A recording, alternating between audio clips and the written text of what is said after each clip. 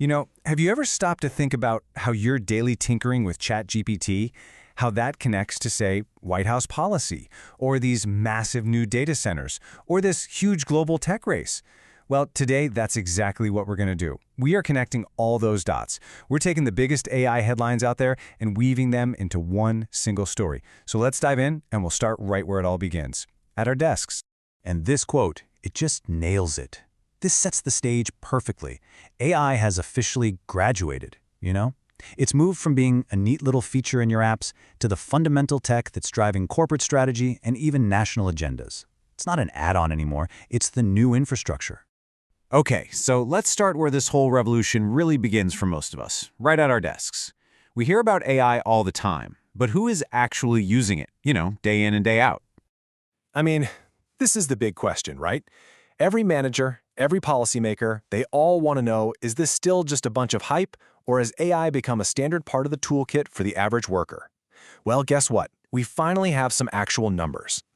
So a new Gallup workforce survey just dropped, and it gives us the lowdown. About 12% of U.S. employees are now using AI every single day. And get this, almost a quarter of us are using it regularly, at least a few times a week. But that last number is the kicker. Nearly half the workforce now uses it at least occasionally. That is a huge jump from just a couple of years ago. And really, this rapid adoption is the engine that's driving everything else we're about to talk about. So who are these power users? Well, no big surprise here, it leans heavily towards folks in tech-related roles, where a whopping 60% say they use AI regularly. And what are they using it for? Pretty much exactly what you'd think. Drafting emails and reports, summarizing those super long documents, writing code, creating images, and just getting quick answers. So it's not like everyone is just dipping their toes in the water. The people who use it really use it. Okay, so now let's zoom out. Let's see how all this individual use at our desks is fueling an absolutely massive corporate spending spree. It's like a new gold rush, and everyone's racing to build the picks and shovels. Just look at that number, $475 billion. To put that into perspective for you, that is more than the entire GDP of many countries. And that's what companies like Microsoft, Amazon, Google, and Meta are expected to spend this year alone on the guts of AI. The data centers, the GPUs, the whole shebang. And it's more than double what they spent just 2 years ago. I mean, that's how fast this race is accelerating. But what's really fascinating here is the big shift in thinking. Up until now, the story for investors was all about spending. A company just had to announce they were spending billions on AI and their stock would pop. But now the question has completely changed. Wall Street is asking, okay, that's great, now show me the payoff.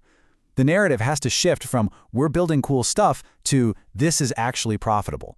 And that really raises the stakes for the smaller AI startups too, because they can't just compete on spending. They have to show they can make money, and fast. And you guessed it, this corporate race for profit is quickly turning into a geopolitical one. When the stakes get this high, governments don't just take notice, they jump in. And they start framing this whole tech shift as a matter of national security and economic dominance. This quote comes straight from a new report by the White House Council of Economic Advisors. They're arguing that AI could kick off what they call a second great divergence. Basically, a massive gap between the countries that lead in AI and everyone else. Think back to the Industrial Revolution in the 19th century, right? It created this huge economic divide between the West and the rest of the world. The White House is basically saying we could be on the verge of something just like that, but driven by AI. The report doesn't mince words. It explicitly calls current U.S. policy an AI race. And here are the main pillars of that strategy. It's all about speeding up innovation, building out national infrastructure, cutting some regulations to move faster, and pushing AI exports. The stated goal, and these are the administration's words, is to make sure America is going to win.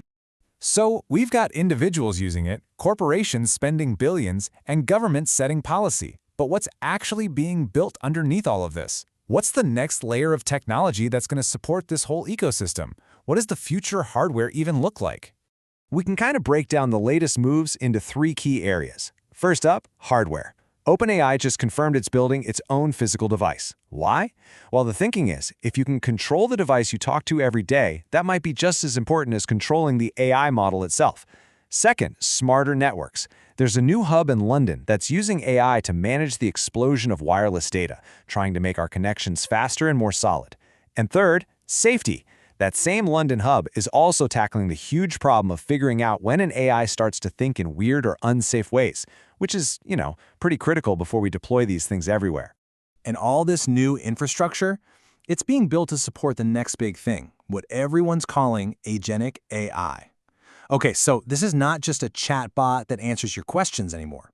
We're talking about systems designed to actually do things, to carry out complex tasks in the real world. It's quickly moving from just a buzzword to a real thing, with companies like Leidos already using it for serious government missions in national security and logistics. This timeline really drives home just how massive the resource demand for this AI future is. I mean, we're seeing entire nations like the UAE and Saudi Arabia rolling out AI on a national scale for everything. The energy drain from all these data centers is becoming so huge that it's actually causing a renewed interest in nuclear power plants, like one in Iowa. So the main takeaway here is that the sheer consumption of energy and water for AI is becoming a massive global challenge all on its own. And that brings us right back to where we started. This enormous $500 billion global race with corporations, governments, even nuclear power plants involved. It all starts with that simple thing you type into a box at your desk. It starts with you.